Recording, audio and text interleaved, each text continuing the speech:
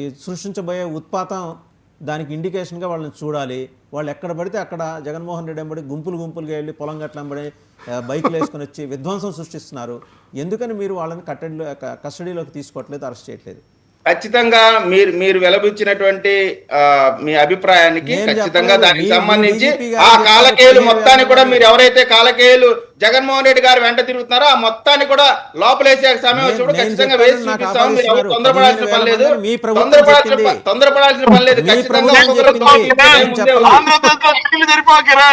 ఆంధ్రప్రదేశ్ లో జైలు సరిపోవా? మీరు అంతమంది ఉన్నారు, అంతమంది కాలకేయులు ఉన్నారు కాబట్టి చాలు. కొత్త కట్టించాలి. గతంలో ప్రతిపక్షంలో ఆంధ్రప్రదేశ్ లో జైలు చాలు. రేపు మా ప్రభుత్వం వచ్చినాక మీ కాలకేయులు లోపలే కనుక ఆంధ్రప్రదేశ్ జైలు చాలు. కొత్తగా బడ్జెట్ పెట్టాలా, కొత్త జైలు కట్టించాలా, కొత్త ఇచ్చాడు కదని చెప్పి రైతులు ఆత్మహత్య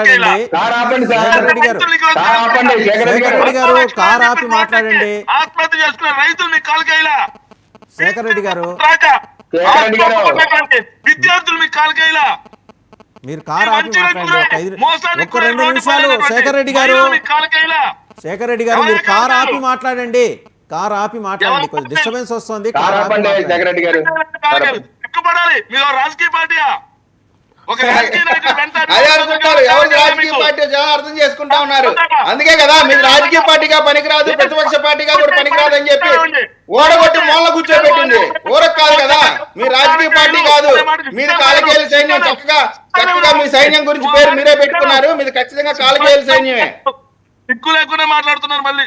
సార్ వాసుదేవన్ గారు మీ ద్వారా నేను రిక్వెస్ట్ చేస్తా ఉన్నా, తెలుగుదేశం, జనసేన, బీజేపీ కూటమికి దమ్ముంటే వచ్చే ఎన్నికల వరకు ఇదే మాటకి స్టిక్ అవ్వాలి. జగన్మోహన్ రెడ్డి గారి వెంట నడిచే ప్రతి ఒక్కరూ, జగన్మోహన్ రెడ్డి గారి మీటింగ్ వచ్చే ప్రతి ఒక్కరూ, జగన్మోహన్ రెడ్డి గారిని అభిమానించే ప్రతి ఒక్కరూ కాలకేయులే అనే మాటకి స్టిక్. జగన్మోహన్ రెడ్డి గారితో కలిపి అందరూ కాలకేయులే. విచిత్రమైన చట్టపరమైన వ్యతిరేక కార్యక్రమాలు చేసేవాళ్ళు అందరూ కాలకేయులే. కాలకేయులే కదా, ఆ మాటకి స్టిక్ అనమనండి సార్. నేను చెప్తాను, ఆ కాలకేయులే ఏం చేయాలి చేస్తారు.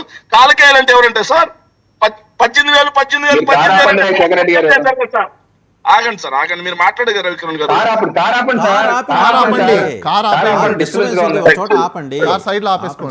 మాట్లాడండి అంతే, మిమ్మల్ని ఏమంటలా. సార్ వాసుదేవన్ గారి విషయం ఏంటంటే, కాలకేయులు ఎవరంటే వీళ్ళ దృష్టిలో ఫీజు రియంబర్స్మెంట్ బకాయిలు రాక ఈరోజు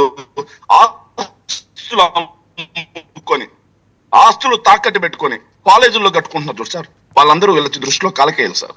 నీకు 18,000 ఆడబిడ్డ నిధి అని చెప్పేసి ఆడవాళ్ళందరూ వంచన చేశారు కదా సార్. వాళ్ళు ఈరోజు మమ్మల్ని వంచన చేశారని జగన్మోహన్ రెడ్డి గారి వైపు చూస్తున్నారు కదా, అందుకు వీళ్ళకి కాలకేయులు సార్ వాళ్ళు.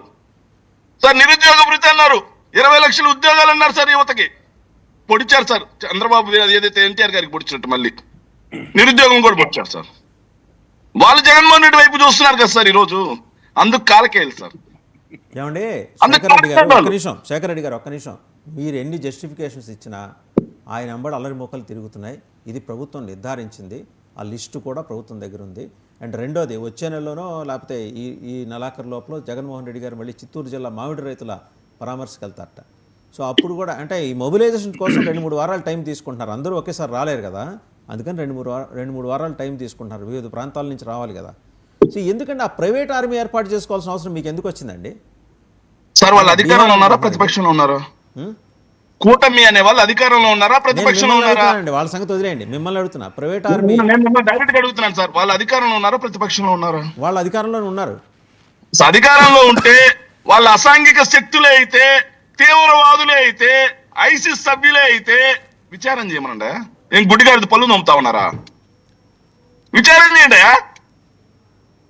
వాళ్ళు రైతుల, వాళ్ళు మహిళల, వాళ్ళు ఏదైతే వాళ్ళు మహిళల వంచనకు గురైన వాళ్ళ లేకపోతే ఉగ్రవాదులు అనేది మీకు తెలిసిపోద్ది కదా.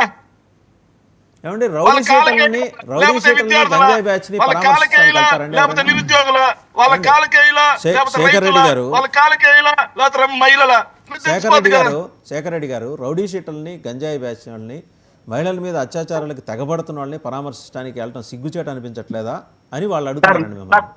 సార్ వాళ్ళు అడుగుతున్నారు, బానే ఉంది సార్. నేను ఒక మాట చెప్తున్నాను సార్, రౌడీ షీటరే, గంజాయి బ్యాచ్, మర్డరే అన్ని ఉన్నాయి అనుకోండి సార్. మరి చట్టాలు ఎందుకున్నాయి? న్యాయస్థానాలు ఎందుకున్నాయి? కోర్టులు ఎందుకున్నాయి? న్యాయవాదులు ఎందుకున్నారు? న్యాయమూర్తులు ఎందుకున్నారు? జైళ్ళు ఎందుకున్నాయి? పోలీసులు చట్టాన్ని తన చేతిలోకి తీసుకునే పవర్ ఉందా? దానికి సమాధానం చెప్పండి సార్. విచ్చలవిడిగా జస్టిఫికేషన్ ఇచ్చేసుకుంటారా? రోడ్డు మీద అలా కొట్టడం తప్ప కాదా? సో ఇలా ఏ ఇండికేషన్ ఇస్తున్నారు? ఎస్, అదే సార్ నేను చెప్తున్నాను. మరి వీళ్ళ పార్టీకి చెందినటువంటి చింతమనేని ప్రభాకర్ అనే అతని మీద క్రిమినల్ కేసులు ఉన్నాయి. మరి రోడ్డు మీద అలాగే కొడతారా? రైట్, ఒక చిన్న బ్రేక్ తీసుకుందాం.